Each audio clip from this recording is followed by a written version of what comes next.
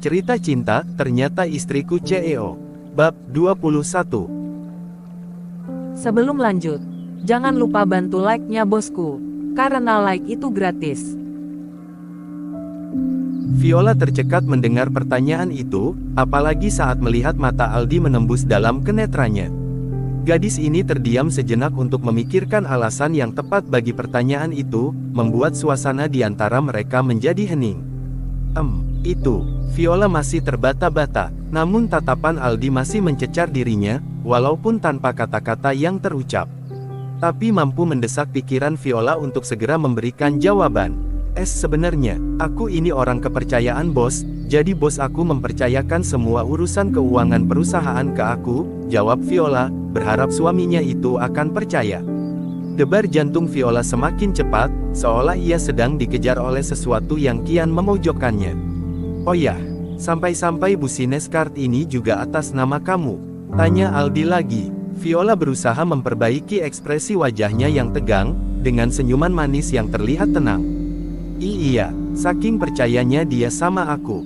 Aldi masih menatapnya dengan erat, dan Viola berjuang mempertahankan senyum tenang di wajah cantiknya. Itu karena keluarga aku udah kerja di perusahaan itu sejak lama, dari zaman kakek aku. Terus ayah dan sekarang turun ke aku, jadinya mereka udah percaya banget. Itu juga yang bikin beberapa orang jadi iri, dan mau menghabisi aku, tutur Viola. Sungguh pintar Viola bicara, tentu saja. Karena ia adalah seorang CEO yang cukup sukses, sudah banyak klien dan customer, juga investor yang berhasil ia taklukkan.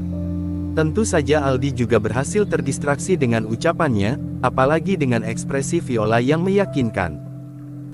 Oke, tapi berarti kamu pakai uang perusahaan dong? Tanya Aldi lagi.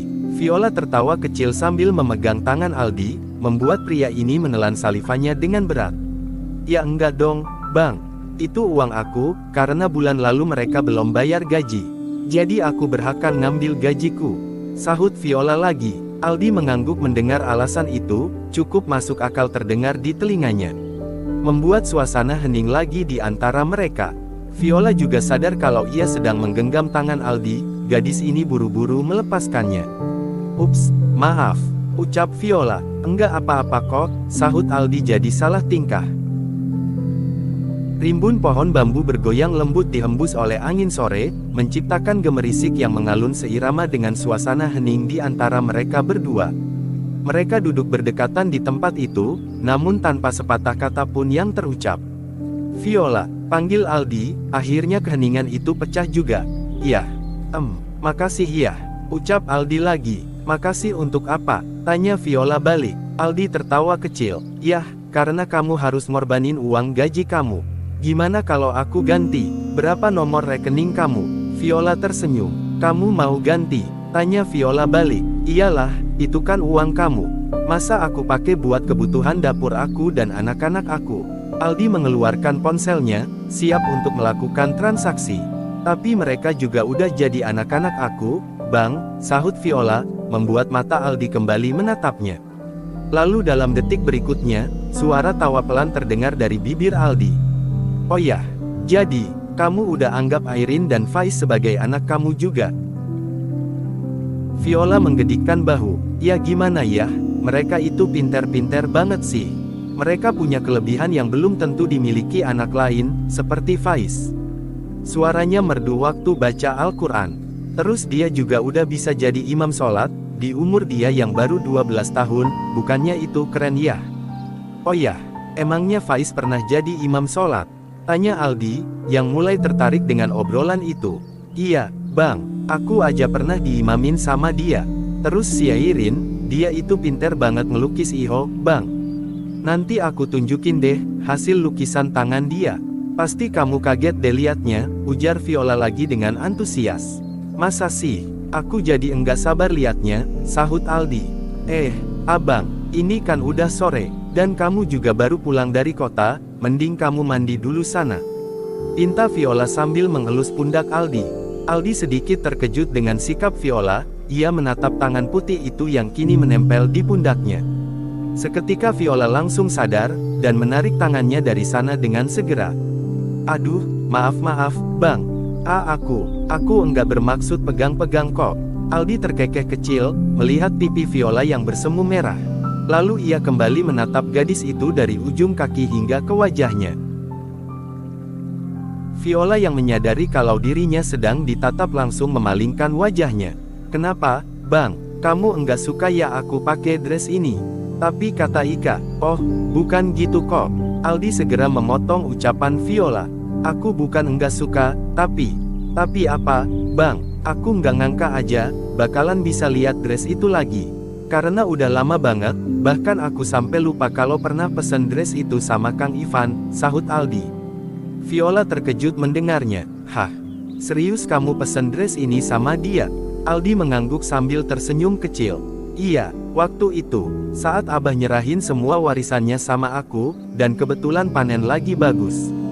Jadi aku pengen kasih yang terbaik buat Yani. Aldi terdiam lagi, dan kini pikirannya berkelana ke masa lalu, mengingat sosok Yani yang kini hanya tinggal kenangan. Kehilangan istrinya itu, meninggalkan ruang kosong yang begitu dalam di hati Aldi. Namun sejak ada Viola, seolah ruang kosong itu, merapat lagi. Mulai terisi perlahan dengan kehadirannya.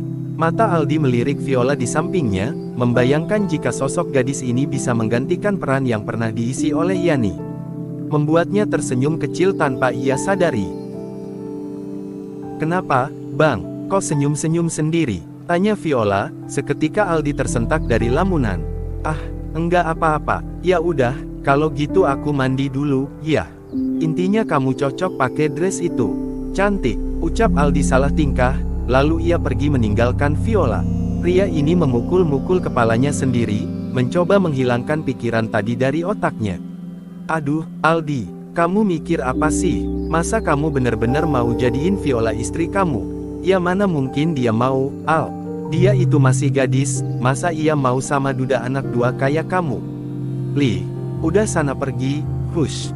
Aldi bicara sendiri, sambil mengibas-ngibaskan tangan di atas kepalanya. Lagi ngusir apa, Bang? Tiba-tiba Viola muncul di belakangnya, membuat pria ini kembali tercekat. Oh, ini nih, burung merpati. Iya, burung merpati, ucap Aldi benar-benar salah tingkah. Viola mendongak ke atas, sambil berjalan ke dalam. Burung merpati, mana, Bang? Bro, tiba-tiba gadis ini tersandung sesuatu, membuatnya nyaris terjatuh. Untung saja Aldi sigap menangkapnya, hingga Viola terjatuh dalam pelukan pria ini.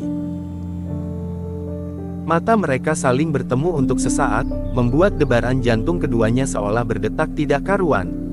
Hangat nafas mereka juga menyatu dalam jarak itu. Bang, aku udah bisa berdiri sendiri kok, kata Viola, membuat Aldi refleks melepaskan tangannya. Bro, aduh, gadis ini akhirnya terjatuh ke lantai. Ah, kenapa dilepasin sih, Bang? Protes Viola. Aldi kembali terkejut. Astagfirullah. Maaf, abisnya tadi kamu bilang udah bisa berdiri sendiri.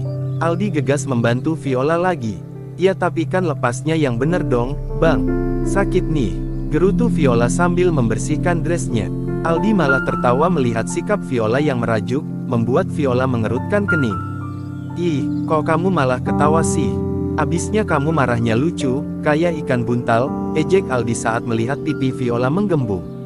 Jahat banget aku dibilang ikan buntal, awas ya kamu. Viola menggelitik perut Aldi. Jangan dong, geli tahu. Aldi tertawa ceria, namun ia gegas menangkap kedua tangan Viola. Lepasin, aku belum puas hukum kamu tahu. Sergah Viola, namun tenaganya jelas kalah dari Aldi, membuat tatapan mata mereka kembali bertaut. Viola tersenyum kecil saat menatap wajah Aldi, lalu ia segera menundukkan kepala. Udah sana mandi, jangan natap mata aku terus, takutnya jatuh cinta, celetuk Viola. Aldi tertawa kecil dan mengalihkan pandangannya, juga kembali melepaskan tangan Viola dengan perlahan. Ya udah aku mandi dulu ya. Oh ya, jangan lupa nomor rekening kamu. Nanti aku transfer uang kamu, oke? Pungkas Aldi lalu masuk ke kamar mandi. Malam hari tiba, suara jangkrik mulai bersahutan dari kejauhan, menciptakan harmoni alam yang damai. Kilauan kunang-kunang mulai terlihat, terbang rendah di antara pepohonan dan rerumputan, menambah keajaiban malam yang sunyi. Desa itu tenggelam dalam ketenangan malam yang menyejukkan, seolah alam sendiri menyiapkan selimut kedamaian, untuk menyambut istirahat semua para penghuni desa. Airin, panggil Aldi, yang memeriksa putrinya itu di kamar. Airin menoleh, dan terlihat senang melihat ayahnya. Kamu lagi ngapain, Rin? Tanya Aldi lagi. Airin mengangkat kertas dari atas meja, dan menunjukkannya kepada Aldi. Dengan senang hati, Aldi menatap kertas itu yang di atasnya terlihat sebuah lukisan keluarga. Wah, ini beneran kamu yang ngelukis? Tanya Aldi. Airin mengangguk yakin. Coba Abah lihat. Aldi mengamati baik-baik lukisan itu. Ada lukisan ayah, ibu, seorang anak perempuan dan anak laki-laki. Juga seorang wanita bersayap yang terbang di atas mereka. Aldi membaca tulisan yang tertulis pada setiap karakter gambar di kertas itu, dan tulisannya adalah Abah, Mamah, Aa Faiz, dan Airin. Mamah? Tanya Aldi, karena Airin tidak memanggil Mamah pada Yani. Airin mengangguk dan menunjuk ke arah kamar Aldi, membuat pria ini manggut-manggut. Oh, jadi yang kamu maksud Mamah itu, Tante Viola? Tanya Aldi lagi. Airin langsung mengangguk antusias. Oke, lalu yang punya sayap ini siapa? Tanya Aldi masih penasaran. Airin tersenyum, seraya membalik buku gambar itu. Terlihat di sana selembar foto tertempel di halaman depan, dan itu adalah foto Yani. Emak? Tanya Aldi. Airin kembali mengangguk. Aldi tertawa dan memeluk Airin dengan lembut. Kamu benar, nak, sekarang emak udah jadi ibu peri. Makanya kita nggak bisa ngeliat dia lagi, tapi dia selalu di sini. Masih ada buat ngelindungin kita.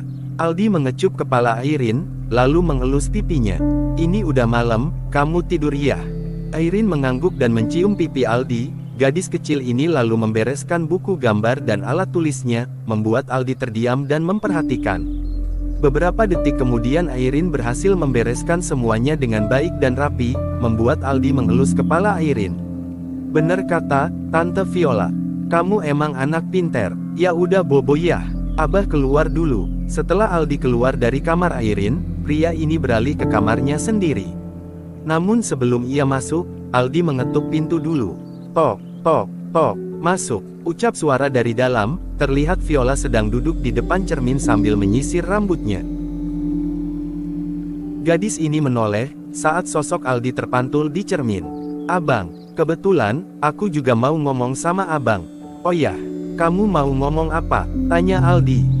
Soal informasi tentang Julia, waktu itu aku pernah tanya, apa Julia masih kerja di perusahaan Aditama? Dan apa abang berhasil dapat nomor handphonenya? Tanya Viola to the point. Aldi duduk di tepi ranjang. Aku akan jawab, setelah kamu kirim nomor rekening kamu. Pokoknya aku mau ganti uang kamu, takutnya kamu juga mau kirim ke keluarga kan? Viola tertawa kecil. Oke, aku akan kirim lewat WhatsApp ya. Biar urusan kita selesai. Viola memainkan ponselnya, mengirim nomor rekeningnya. Begitu juga dengan Aldi, yang langsung mentransfer sejumlah uang ke rekening itu ting. Notifikasi masuk ke dalam ponsel Viola, gadis ini segera memeriksanya. Hei, aku enggak habis sebanyak ini kok. Kenapa kirimnya banyak banget? Gak apa-apa, sekalian buat jatah belanja 1 bulan, jawab Aldi. Viola mengangguk senang, pria ini sungguh royal. Sangat berbeda dengan Reno yang terkadang perhitungan dengannya. Aldi memang sosok yang sangat bertanggung jawab, dan tidak terlalu mempermasalahkan banyak hal. Seperti soal uang 10 juta yang diberikan pada Bu Endah dan Bulan. Pria ini memilih agar Bu Endah dan Bulan tetap pada persepsinya, tanpa membahas panjang lebar. Oke, sekarang kamu udah ganti uang aku, bahkan kasih jatah bulanan ke aku. So, jawab dong pertanyaan aku. Tinta Viola. Aldi mengangkat alisnya. Yah, walaupun aku masih penasaran, apa hubungan kamu sama Julia? Tapi ya udahlah. Jadi menurut resepsionis di sana, Julia masih kerja di perusahaan itu dan tetap jadi sekretaris Pak Bos, tutur Aldi. Terus kamu dapat nomor handphonenya? Aldi kembali menggedikkan bahu. Kalau aku dapat, imbalannya apa? Ledek Aldi. Viola memicingkan mata. Emangnya kamu mau apa? Mau aku bayar? Tantang Viola. Aldi tertawa kecil. Enggak, aku enggak mau uang kamu kok. Lantas, gimana kalau besok, aku ajak kamu jalan-jalan sama anak-anak ke taman safari? Kamu harus mau kalau mau kartu nama ini. Aldi menunjukkan sebuah kartu nama di tangannya. Viola kembali tertawa. Jadi maksa nih? Ya enggak maksa dong, ini imbalan. Karena kartu nama Bu Julia ini enggak gampang lo dapetinnya, dia ini orang penting di perusahaan Aditama, sahut Aldi. Viola terkekeh lagi. Oke, aku mau. Nah, gitu dong. Aldi memberikan kartu nama itu pada Viola. Makasih ya, Bang. Oke, sama-sama. Aldi kembali berdiri dari duduknya. Kamu mau kemana, Bang? Tanya Viola lagi. Tidur. Emangnya boleh kalau aku tidur di sini? Ledek Aldi. Viola menggedikkan bahu. Kenapa enggak? Kita kan suami istri. Oh gitu ya. Oke, kalau gitu. Aldi langsung tidur di kasur itu, dan menutup dirinya dengan selimut. Viola sedikit terkejut, rupanya Aldi menganggapnya serius. Kemudian kepala Aldi muncul dari dalam selimut. Kenapa kamu diem? Sini tidur. Aldi semakin meledek, dengan menepuk ruang kosong di sampingnya. Aku cuma bercanda, Bang. Viola terkekeh kecil, bicara dengan malu-malu. Aldi kembali bangun dari sana. Iya aku ngerti kok. Ya udah aku tidur dulu ya. Besok pagi-pagi kita berangkat. Oke, Bang. Makasih ya udah ngerti. Aldi mengangguk sambil tersenyum, dan pergi meninggalkan kamar itu. Sementara Viola memperhatikan nomor handphone yang ada di kartu itu. Oh, pantas aja enggak nyambung. Nomor Julia ganti rupanya. Oke, aku telepon dia sekarang ucap Viola. Gadis ini lalu menekan sederet angka di ponselnya. Put, halo. Viola langsung mengenali suara di seberang telepon itu. Halo, Julia, ucap Viola. Julia yang mendengar suara itu juga langsung terkejut bukan main. Viola, Lia ini gue, Jul. Astaga, Viola, serius ini elu? Gue enggak salah denger kan? Sahut Julia excited. Lia, Jul, masa lu udah lupa sama suara gue? Ya ampun, Vio, lu masih hidup rupanya. Tapi kenapa lu enggak balik sih? Lu di mana sekarang? Desak Julia. Sorry, Jul, untuk saat ini gue enggak bisa kasih tahu lu dulu gue di mana. Tapi gimana kabar perusahaan? Gue udah lihat beritanya di sosmed. Lu tahu gak kenapa Reno kayak gitu? Cecar Viola. Kayak gitu gimana maksud lu, Vio? Bukannya lu udah nikah sama dia? Kenapa enggak ngasih tahu gue sih? Ada masalah apa lu sama gue sampai nikah enggak ngabarin? Omel Julia. Viola mengerling malas. Kambing. Gue belum nikah sama dia tahu. Serius? Tapi kenapa Pak Reno bilang kalian udah nikah? Dewan direksi udah pada setuju kalau semua wewenang bakal digantiin sama Pak Reno. Karena dia kan suami lu, ujar Julia lagi. Aduh, gue juga bingung kalau begini. Pokoknya kita harus ketemu dulu deh, pinta Viola. Oke, kapan kita mau ketemu? Lusa, gimana? Lu bisa kan? Bisa, ya udah kita ketemu di tempat biasa ya. Bersambung. Nantikan keseruannya di bab selanjutnya. Jangan lupa like, subscribe dan share. Terima kasih.